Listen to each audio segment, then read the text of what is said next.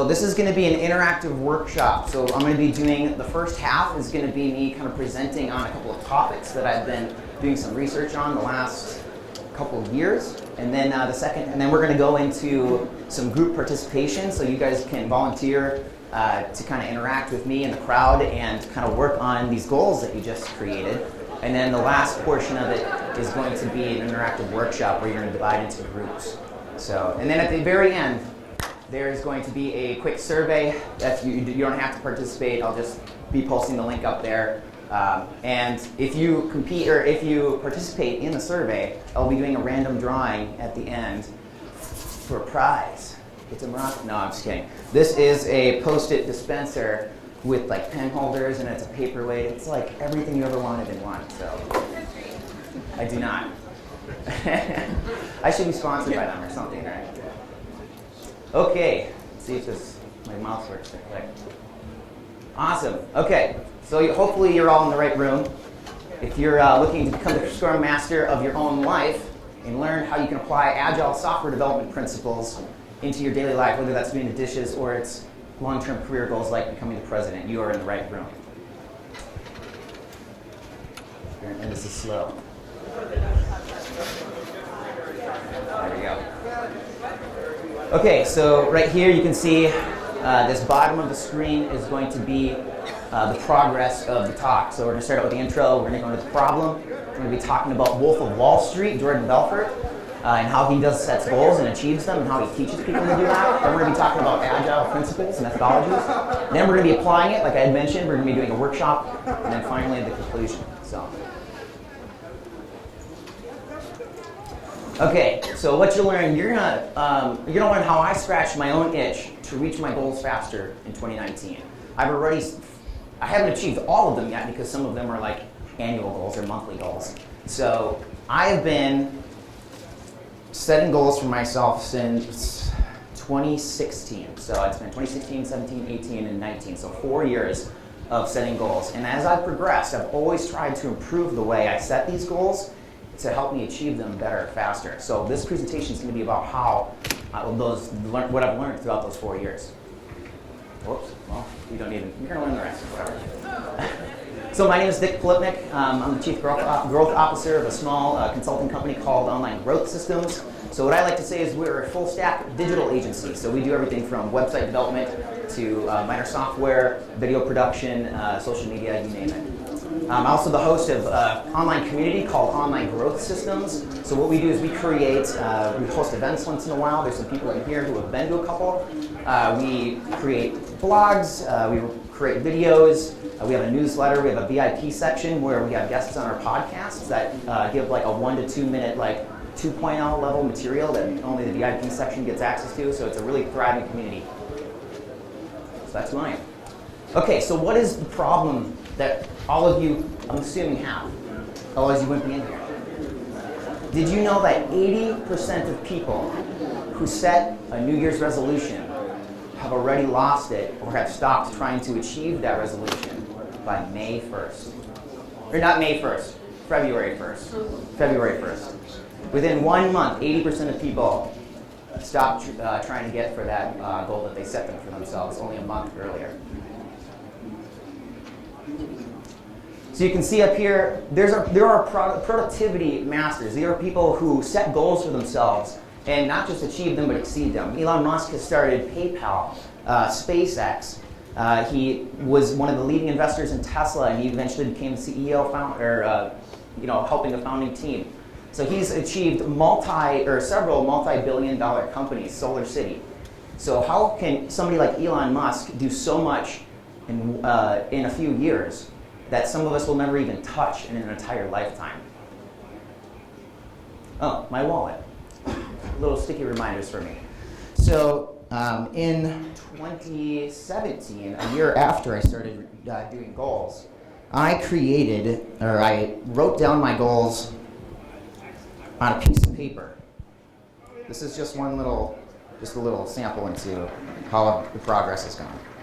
So I used to keep it taped above my bed each night, so that way I could read them. Right when I was back in college, I could I was on the bottom bunk, so I could read everything every night, go review it, and now I keep it in my wallet. because I don't sleep in a bunk bed, right? So every day when I open up my wallet, multiple times a day, I see this piece of paper, and I can see my goals on there. Now, these aren't just financial goals. Some of these are bucket list items, like I want to ride a horse. I've never ridden a horse before, so that's one of my goals for this year.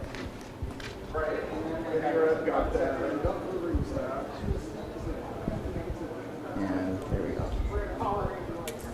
Okay, so first thing we're going to go over is how Jordan Belfort, show of hands here, who has seen The Wolf of Wall Street or read the book? That's most of you, that's awesome. So whether you like the guy or not, that's actually based on a true person, that's a true story. Most of the characters are real. And Jordan Belfort achieved very rapid success. A little bit of it was shady stuff, which is why he went to jail and stuff like that. But there was a lot of good things behind it. So he had a team of, he would get young hustlers, people who were hungry, whether it was a mom of a few kids or if it was somebody just out of high school, people who wanted to achieve more financially, and he taught them how to set goals, and that was part of the reason they were able to all become millionaires. I think he said that he made more millionaires faster than anybody else on Wall Street. Like the turnover rate of you joining the company and you're leaving 2 weeks later, you're a millionaire, right? So we're going to be talking about, we're going to be going over the 6 things that the Wolf of Wall Street uses to set goals. Number 1 is a reward. Feel free to take out your phone. You can open up your notes app. You can jot down. So one thing I want you to remember is think of the goal that you wrote up here. If it was a small thing like dishes, you might want to think of one that's a little bigger, right? So first thing is reward. What is something that you want? Is it $10,000 more in your bank account? Is it you want to spend more time with your kids? You want to read more books? You want to be happier? What is the reward? What is it that you're trying to achieve? Number 2 is measure. How are you going to become closer with your kids? How are you going to spend more time with them? How are you going to achieve those dollars? One of those ways is you have to have you have to actually measure it. So you can't say, I want to make more money. Instead you say, I want to make $10,000 extra in 2019. I want to spend more time with my kids. I want to spend 5 hours with them during the week. Otherwise they wouldn't be home. I want to spend each Saturday night with my kids, something that's measurable. Number 3 is timeline. You have to give yourself a deadline. That's how agile principles, that's how Wolf of Wall Street, that's how you achieve goals, is because you have that dreaded deadline coming. So what happens? You start to do it faster, right? You plan ahead. You become prepared and you get it done. So you have to have a timeline. If you just say, I want to be rich, if that's your goal, right? That's not measurable, right? Rich is not measurable, it's got to be a number. When? Do you want to make $1 million by the time you're 30, 40, 50, right? That way it gives you a goal, so that way you can pre-plan of how to achieve it, and you can measure yourself there. Groundwork. Using the example of Wolf of Wall Street still, if you were a new partner at his firm, or a young salesperson at the Wolf of Wall Street's firm, he's a stockbroker, for those of you that don't know who he is. So what is the groundwork you have to lay for yourself to achieve those goals? This is actually known as reverse engineering, right? How you reverse engineer where you want to be, when you want to be there, how much, right? And you work backwards. So for groundwork, if you were a broker and you wanted to make $100,000 this year, you would have to figure out what your commission is for each sale, with the average, right? Figure out how many phone calls do you have to make to book how many meetings, to book how many sales, to close how many deals, and how do you keep that recurring revenue going? So measurement, and then you have to think of backwards. It's not just the sale that you're measuring, it's the backwards, right? How many hands do you have to shake? How many events do you have to go to? Number 5 is accountability. This is actually one that Jordan kind of talked about that I really, really love. This is probably the best one in my opinion. It's given me the greatest bump. So one thing that I do is every December, I sit down with my younger brother because he's really smart and he's just a good guy. So one thing, you have to find that person in your life who you're going to be accountable for. So then what my brother Noah does is about every 2 weeks, he shoots me a text, he gives me a call, and he says, hey, how are your goals going right now? This sheet of paper that I pulled out earlier from my wallet, this actually isn't my handwriting. This is my brother Noah's handwriting. I'm the kind of guy that I need to like stand up and talk and think through what do I want to achieve this year, and then he helps rein me in, and then he writes them down for me, right? So who's that person in your life that you can say, hey, let's say that you want to talk to your husband, and you say, hubby, I'm going to check in with you every Friday after work. I'm going to say, this is what I got done this week. This is where I'm going. And these are the roadblocks that I have to overcome. Having that person that keep you accountable, it's mental psychology of when you don't hit your goals and you're not gaining traction, you start to fear talking to that person. Nobody wants to seem unaccountable, especially to your family, right? If you say you're going to do something and you're going to be talking to your sibling, you call up your sister every week, and she's not seeing that you're making progress, that's embarrassing. So one thing what that does is it helps you achieve it faster, because in your brain you're like, oh, tomorrow's Friday. I haven't hit my 100 phone calls this week. I'm at 50. Looks like I got to make 50 phone calls today and tomorrow. Number 6, give. This is the last one for the Wolf of Wall Street. So this is kind of like the philanthropic piece of achieving a goal. Making it greater than yourself. If you want to spend more time with your kids, that's easy, right? The thing that you're giving back is your kids that are gaining time with you. If you make $10,000 more this year, how are you going to give back? You say, I'm going to donate $1,000 of that extra $10,000 to my favorite charity, or I'm going to fund. I'm going to pay for the books of a student in Africa, right? How are you going to give back? Because the goals that you're trying to achieve don't just become your goals. They help depend on other people. They become other people's. Other people become your motivation too. It's not just selfish. Next, we're going to be talking about Agile. So who in here is familiar with Agile principles? Awesome. All right, then I'll make this quick. So up here you can see waterfall, right? Everybody's familiar with waterfall. It's like a start to finish, like long-term sprint. You get the requirements, you do the design, you build it, you send it to the customer, right? You can see there that it's through like planning phases, you can see the icons, and then finally you get the finished product. Agile is repeatable. It's a cycle. It's something that's constantly moving, turning, yielding new results each week. Even if it's micro, you're still going to get to the macro faster. So let's say that you're building a website. I use this for my website team all the time. Let's say that beginning to the end is we're just closing a deal with the client to build a website, and then the finished product is a functioning website. So instead of just building it from start to finish and then sending it to the client and saying, hey, this is it. This is your website. Thank you. I'll take the check. Instead, what you do is you build the first version. Let's say that you're using WordPress. You choose the template. You send that to the client. They say, yep, this template looks good. Next thing, you populate the home page. You send that to the client. You build the back end.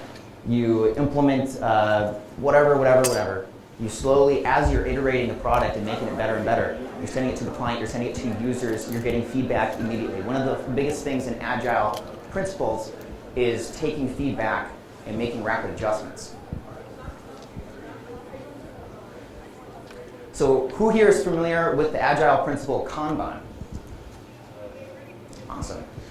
So Kanban actually was coined by Toyota. It's a Japanese word that literally means billboard. So if you think of what Kanban is, it's always things that you're looking at, right? It's using a whiteboard. It's using sticky notes. It's that line from in progress to complete, right? Back end or backlog, right?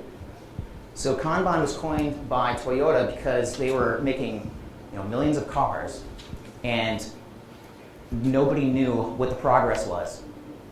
There wasn't an overarching, like, what's the progress on this car? Who has seen this? Who has done work on it? And who hasn't yet? So they implemented Kanban. They invented it. Here is Trello, I'm sure most of you are familiar. So that's like a digital Kanban board. So instead of using sticky notes, let's say you have a remote team like I do, we use Trello. Because it's a way that you can see the backlog. That's your long-term to-dos. That's something, let's say, that whenever you think of a to-do, you add it to the backlog, right? Your to-dos in, let's say, if we're using Scrum as an example, that's like your sprint, right? Your 2-week sprint. To-dos. In progress, that's what your team or yourself is working on right now. If you're doing that in your life, what am I doing right now to achieve the goal? So if we're looking at this one, find a new job opportunity, right? This is an overarching goal. So we could break this up into contacts, right? If you applied the Wolf of Wall Street principles to get different cards here in Trello, one of those cards might be research industries I'm interested in, or go to a job fair, right? Those are all things that you would have in the backlog. Call 5 people, post on LinkedIn, right? And then as you're like, okay, this week, for me personally, since I'm not, when I'm applying like my daily to-do list for your life, I don't do 2-week sprints. I need a little more consistent touch points than that, so I do weekly sprints. So what am I going to do this week? What am I going to accomplish? Let's say I post on LinkedIn and I'm going to call 5 people, right? I'm going to leave the job fair for next week because there isn't one this week. So you move those to the to-dos.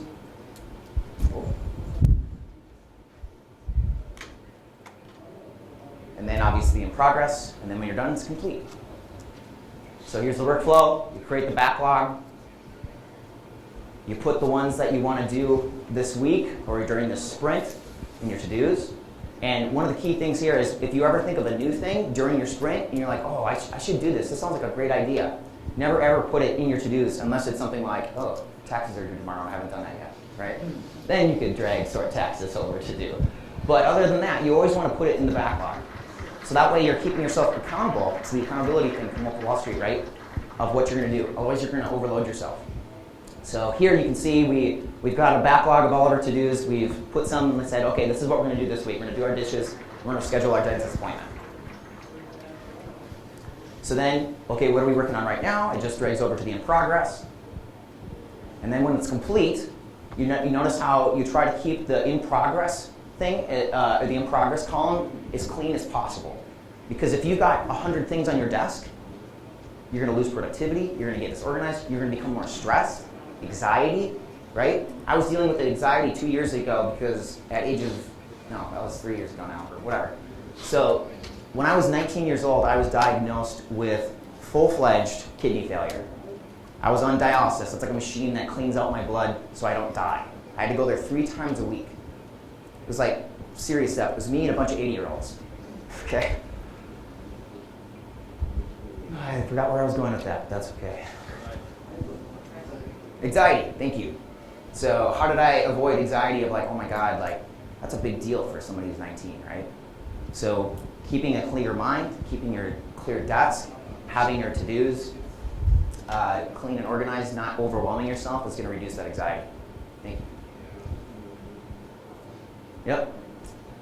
So another thing of Kanban is being visual, right? Seeing things, working with things, working with your hands. As much as we're becoming a digital workforce, more and more people are becoming digital nomads, remote teams, freelancers, Upwork, right?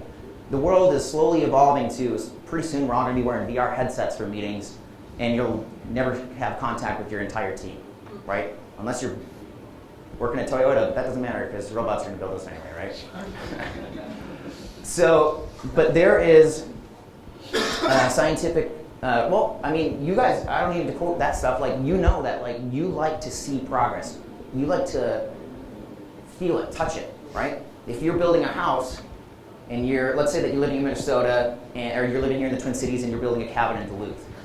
Do you just say, hey, contractor, here's the blueprints, go for it? Or do you say, hey, I want pictures. I want to visit there once in a while. I want to see the progress, right? You want to go see what's going on. You want to be physically there. So here's just some pictures of some projects that I've worked on with some teams. This is for like software. So you can see here that visual helps. So one thing I did is I decided I wanted to buy a whiteboard.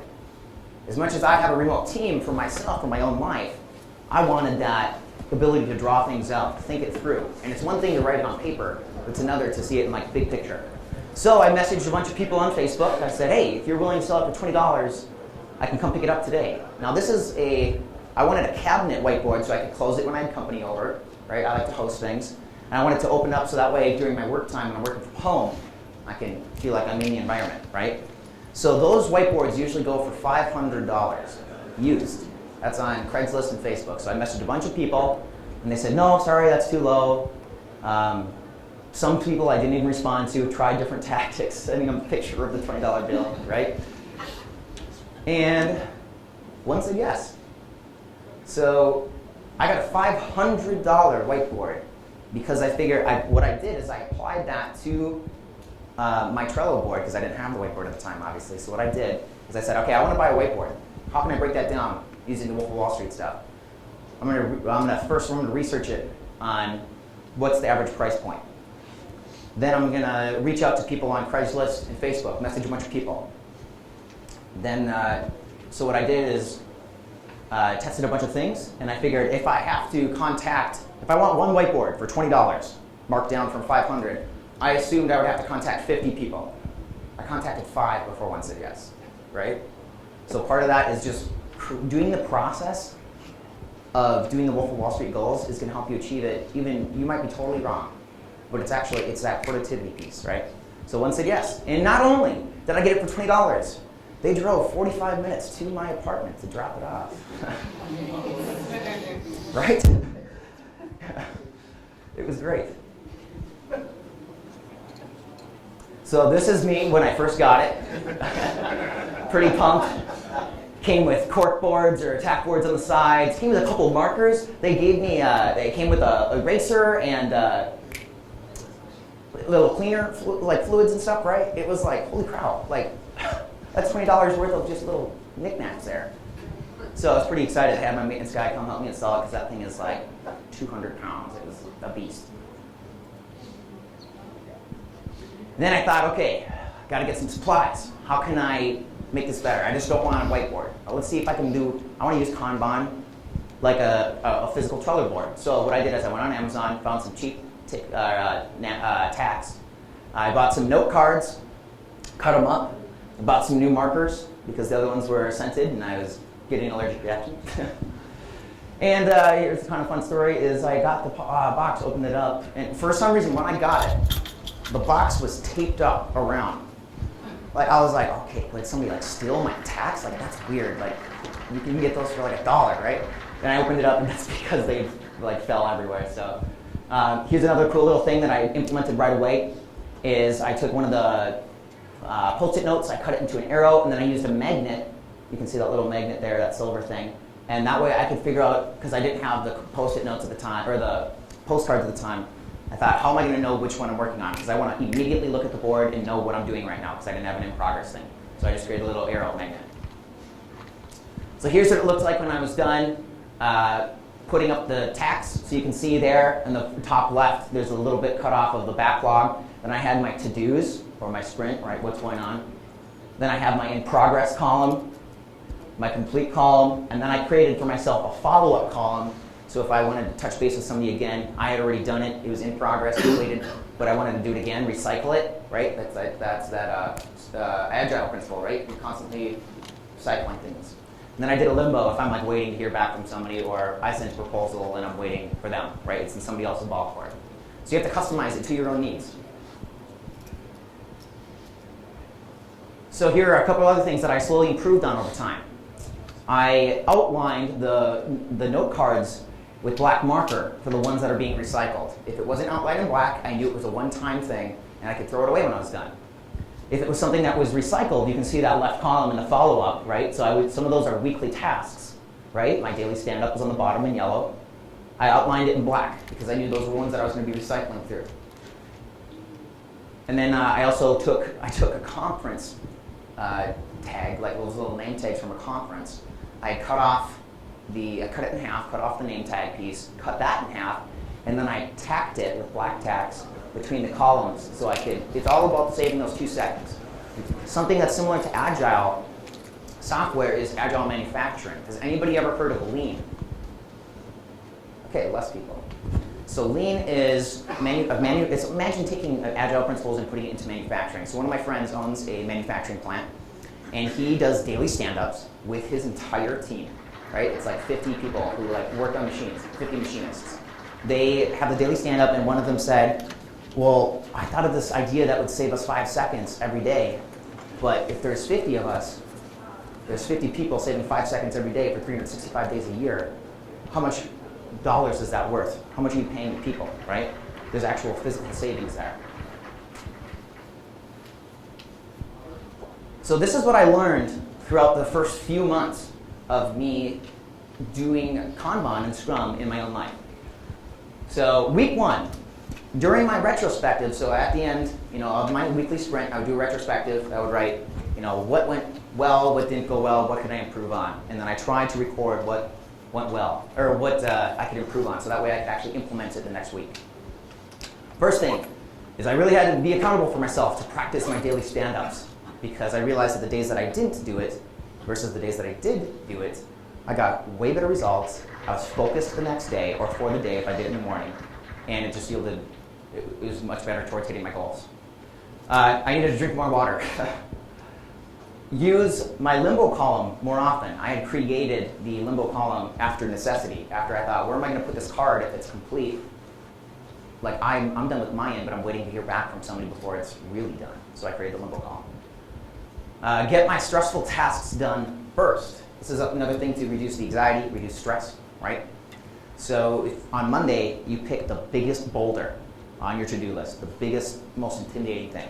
And you get that done first, and your week is going to seem like a breeze. Versus if you bring it back to like that timeline thing, right? We mentioned early accountability. If you know that phone call with your sisters on Friday, it's a lot less stressful to get that task done on Monday versus Thursday when it's right there. It's building anxiety all week. Week 2, when you need a day off, take it. I had burnout because the first week and a half, I was so productive. I was so excited that I had this whiteboard. I was doing tax, and it was fantastic. I was getting so much done that I burnt myself out. I had to take like a Wednesday off or something like that because I was going like a week and a half of like just getting stuff done because I was working so well. So when you're being super productive, you have to keep in mind that you need those breaks too. So plan my family and fun in advance to ensure balance. So during that last week and a half, I had been planning the work life, but I realized I had to plan my fun stuff too, the family time, right? So I put that in my calendar, and I protected that time. When sprint planning, look at schedule for open days to get tasks done. So instead of just saying, this is what I'm going to do this week, you take one of the things you're going to do this week and you say, okay, let's look at my calendar. I use Google Calendar. You can use Microsoft or whatever, Apple. And you say, okay, my Tuesday morning is open right now. Let's actually schedule this in. I'm going to get this task done on Tuesday. I'm going to get this task done on Wednesday night when I'm home. And the rest of it I can do Thursday night, right? Because it's one thing to plan it. It's another thing to schedule it. And finally, pick one or two per day, not tackle the whole list. So that kind of feeds back into what I learned earlier that week as well. What I learned in week 3 and 4, sometimes your week will be too full of the other stuff that life throws at you, that you'll have to settle for keeping the email sharks away. Everybody's got the notorious inbox, right? Sometimes, just in this last Thursday, one of my best friend's dad died, and I had to completely ditch my schedule because I had to go drive 2 hours, go to the funeral, and it was a 3-hour drive back because I hit rush hour, right? So sometimes you have to be okay with that, and you have to just be content with maintaining, right? Keep your calendar, or use your calendar to plan activities. You know how long they'll take because you've been doing them before. Do this every Monday, and leave Friday open for catching up. So I would do my retrospectives on the weekend, usually Sunday night, and then Monday morning, I would be sprint planning. So I would plan, what am I going to do this week, right? And then every Friday, I would try to leave open as buffer room, so that way if I didn't get anything done, it was my cushion, right? And finally, you'll learn that you can't tackle as much as you think you can alone. The first couple of weeks were so successful that I had too high of expectations for myself. So one thing I had to realize is, as you become more productive, you become more ambitious, and you start creating more to-dos, you start taking on new projects. But you're only one human, right? You only have so many hours in a day, so much gas in the tank. So what can you delegate on your to-dos to someone else? In later weeks, I learned dedicate a day to yourself before you start to learn what relaxes you. Before you start to learn what relaxes you. So one thing you can do is, if you know what relaxes you, if you know what focuses you, if you know what re-energizes you, make sure you are self-aware of that. One thing I discovered is, I used to think that I would go to conferences and that re-energized me. That got me excited. That got me really productive. But I realized if I was doing that every day of the week, I started to drain.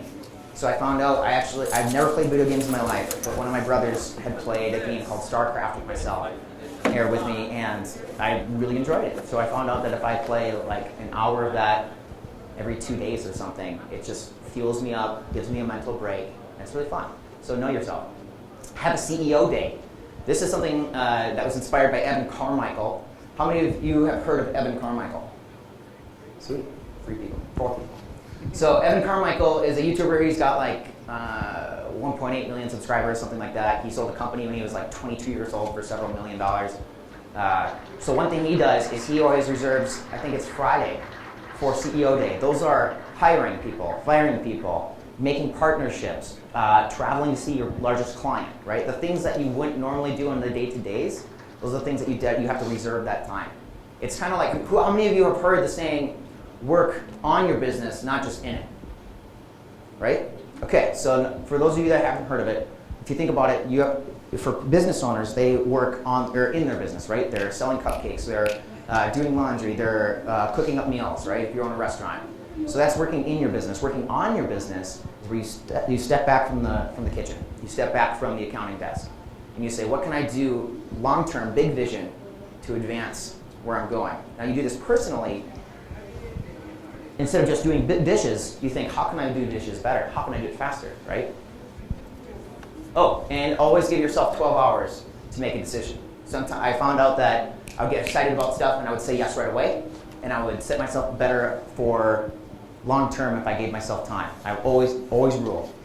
Never say yes or no within the first 12 hours. Give yourself breathing time. Okay, now we're going to do the interactive part. So how can we apply what we've discussed so far? We learned about the Wolf of Wall Street, goal-setting tactics. We talked about agile principles. We talked about what I learned throughout the first 6 months of me practicing agile in my own life.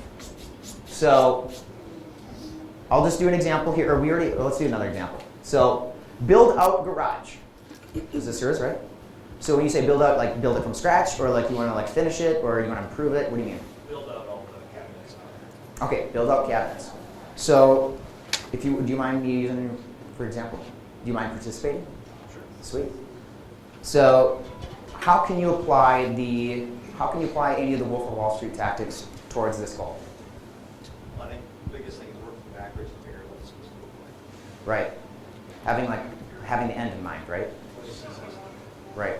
So like the first goal, or the first thing we talked about, what do you want to achieve, right? What's your reward? What's it going to look like?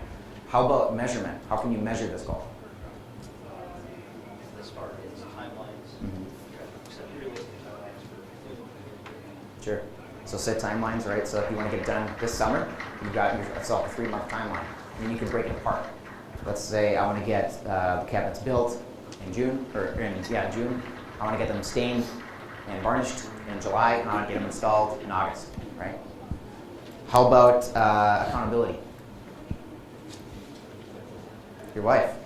All right. So if you promise your wife you're going to get it done by the end of summer. No, just kidding.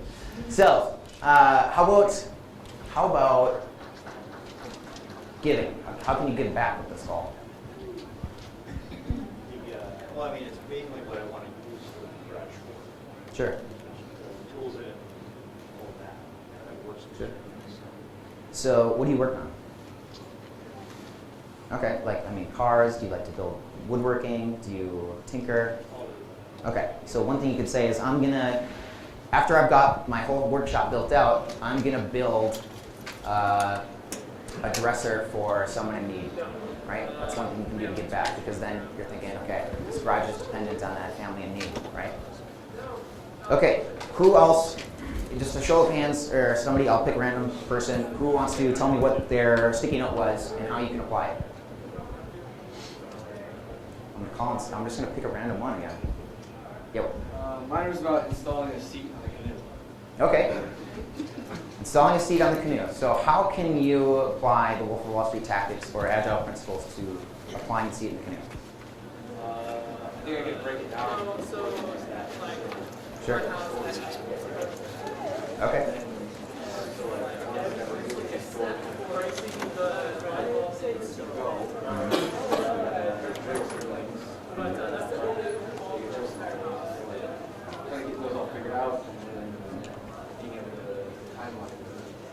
Right. So that's sort of all the groundwork, reverse engineering, accountability. I don't know, I kind of want to meet. Right. I'm struggling with the accountability. I guess Sure. just sort of bouncing it off someone like my wife or something. Sure. So yeah. You just tell somebody you're gonna. Here's the thing: that you can combine accountability and the giving back thing into the same thing. What you could do is you could say you're gonna borrow it to someone for a weekend, or you're gonna give someone a ride, right? Or let somebody take it for a ride. That way you can check in with that person, and then you've got that external motivation to. I'm not gonna be the only one using this, canoe or kayak, right? It's gonna be the other person too. So thank you. Who wants to do that? Yep. So mine was vacuuming the stairs because I like to have the activity.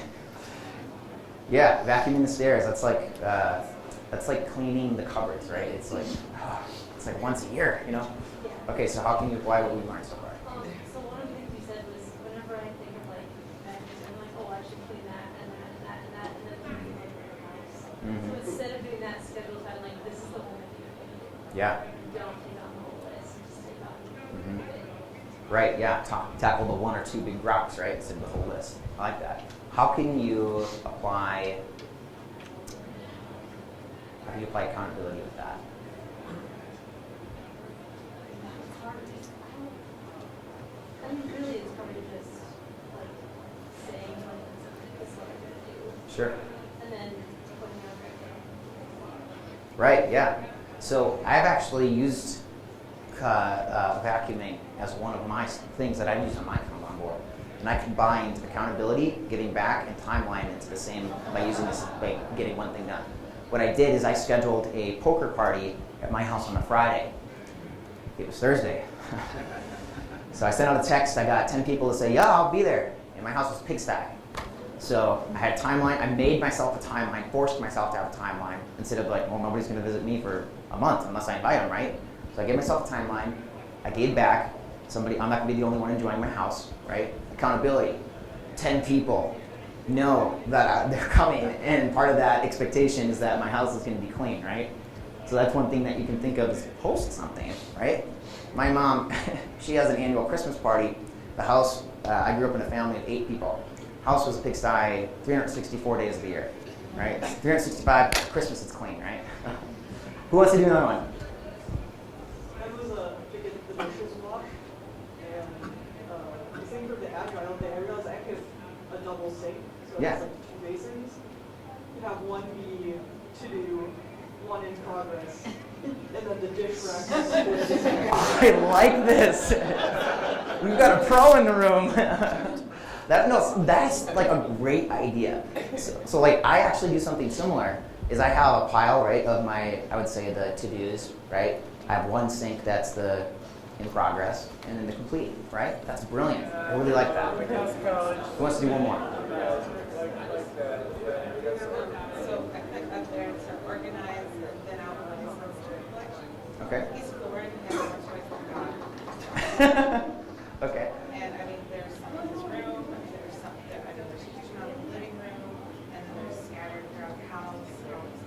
And it's impossible. I mean, you should have it. Some of them are old toys. Like so. So it's a big step. So I like the idea of doing the like small goals and building up those empties. And of course, the customer in an agile scenario would be probably my husband, who doesn't get as much time at home during the day, and when he comes home,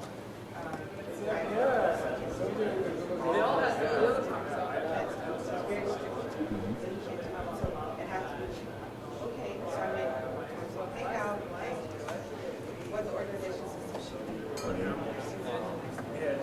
absolutely.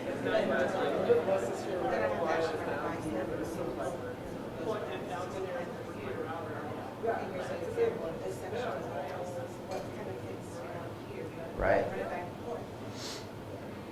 And it feels really big even then. Right.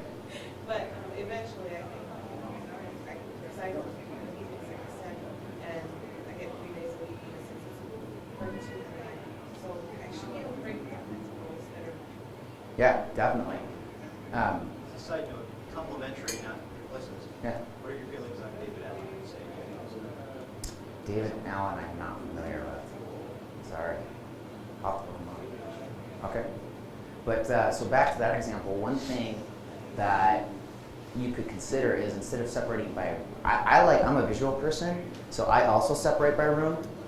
But another thing you could do is if it's separated into categories, like I remember when I was a kid, we had like Legos, we had Connects, we had blocks, we had dinosaurs, right? And we had a separate storage bin for each of those. If there's dinosaurs in every room, you grab the dinosaur bin, you pick up, number one, pick up dinosaurs, right?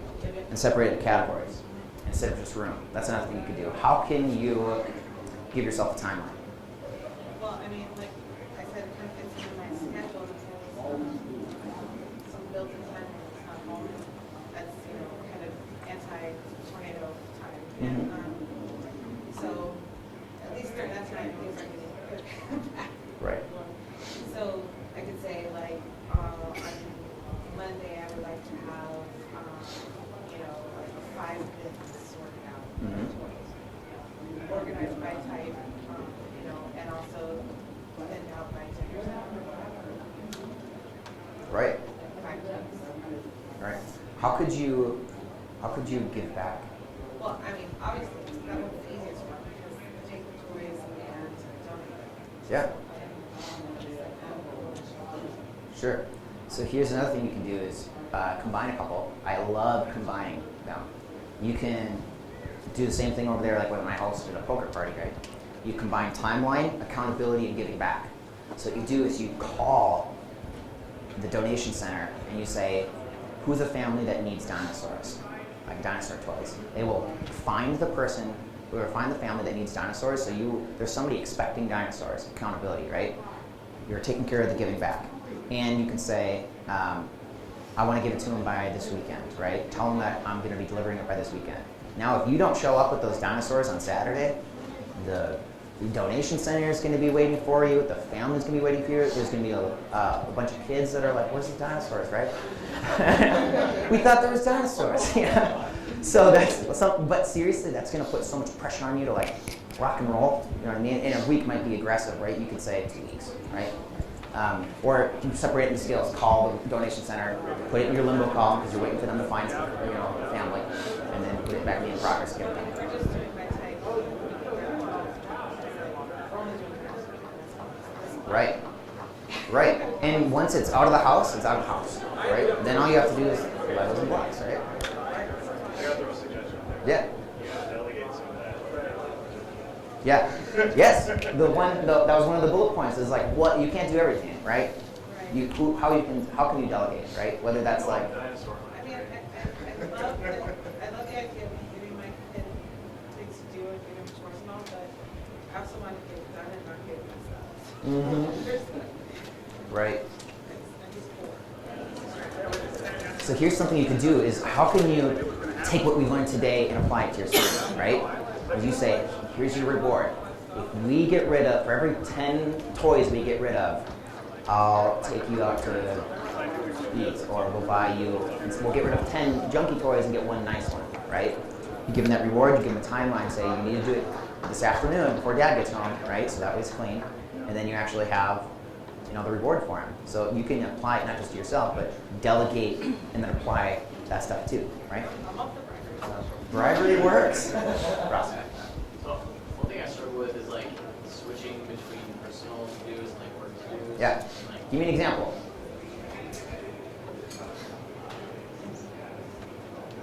You want to get buff? yeah. Okay. Working out. You want to be jacked. To Okay. do that never happens. Okay, you want to work out. Do you want to work out, or are you just using this for example? Okay. All right. He doesn't actually want to work out. Okay.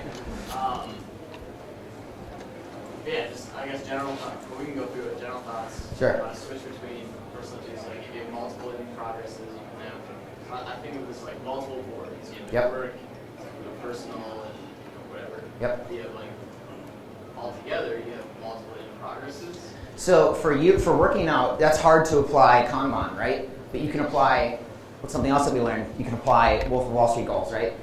How can you do accountability? Have a workout buddy. How can you do timeline?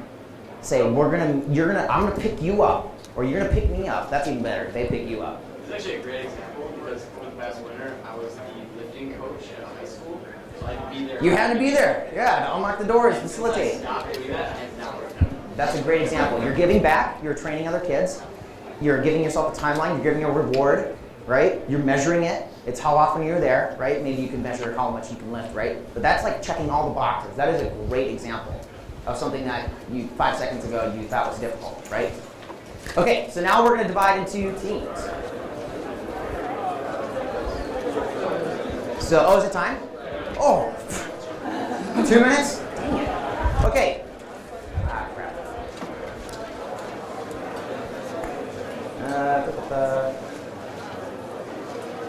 Thank you. Okay, let me, here is the quiz. I will, let me get the link here for you. I'm gonna type that into Bitly. I was planning to do this while you guys were all in your groups.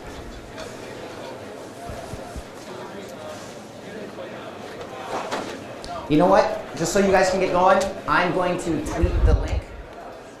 So if you, I will do that in the next 5 minutes. So I will be drawing a name, and if you are here, I'll just be right outside the store. I will give this to you. So I will tweet that link. And if you want my Twitter, it is D for my first name, Dick Polipnik, Polipnick. Yes, thank you.